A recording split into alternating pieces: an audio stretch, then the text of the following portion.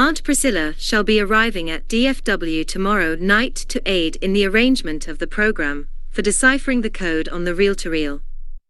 She was among the finest cryptographers during World War II. The following evening, Tasha and Jose were driving back to the ranch after picking up Aunt Priscilla from DFW. Jose asked, "How did Tasha's parents end up behind the Iron Curtain?" Priscilla began telling the story that commenced at Operation Crossroads in Bikini Atoll in 1946. As Captain Hart conducted his pre-flight checklist of his Silver Plate B-29 bomber, preparing for a simulated bomb drop on the aircraft carrier Saratoga in 3 days, he walked around to inspect his front landing gear. It was during this inspection that he noticed a nose art had been painted on, depicting a red-headed lady without clothing, adorned with a pink heart tattoo on her left breast. Beneath the artwork read the inscription, "The Priscilla Pink Heart." Captain Hart promptly instructed his co-pilot to remove the depiction of the unclothed woman from his plane. The following day, Captain Hart was inspecting his plane when he reached the nose and discovered that the nose art was still present on his aircraft. He looked at his co-pilot and, in a calm yet stern voice, reiterated his previous instruction, "I told you to get that woman off my plane." The co-pilot responded by quoting Captain Hart, "You said to remove the depiction of the unclothed woman from the plane." He then added, "Surely she is now wearing a two-piece swimsuit called a bikini." However, Captain Hart insisted that she be removed before the test the following day. Tasha's laughter rang through the car as Aunt Priscilla recounted the memorable moment with the co-pilot, Ricky Lane. With a mischievous glint in her eyes, she approached his table, casually picking up his drink. "Is this your drink?" she inquired, her tone light but full of implication. "Why, yes it is," replied Ricky confidently. Before he could react, Priscilla swooped in, deftly seizing the drink. "This drink is on you," she declared with a smirk, and with a swift motion, she splashed him with it.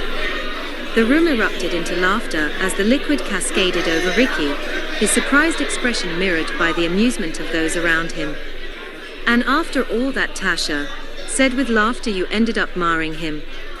"Of course I did." Ricky away had a great sense of humor about him. Aunt Priscilla went on with the story. The sun rose slowly over Bikini Atoll, casting a golden glow upon the tranquil waters below.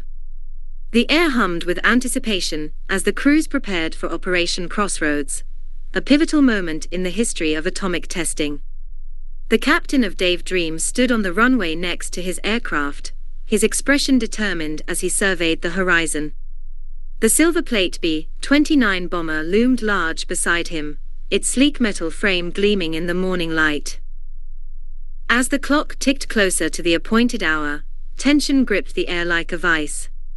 Crew members scurried about, their movements precise and purposeful as they made final preparations for the momentous event about to unfold. The flotilla of naval ships, positioned meticulously around the Bikini Atoll, stood as silent witnesses to the impending spectacle. Amidst the flurry of activity, the captain of Dave Dreams remained steadfast, his focus unwavering as he prepared to execute his mission. The plutonium bomb, named Gilda, lay cradled in the belly of the aircraft, a potent symbol of mankind's newfound power. At precisely 9 a.m. the Silver Plate B-29 bomber soared through the sky, its engines roaring defiantly against the backdrop of the Azure Sea, dropping the bomb that will detonate it at 520 feet with a blast rating of 23 kilotons. The bomb kept to the promise of devastation on an unimaginable scale.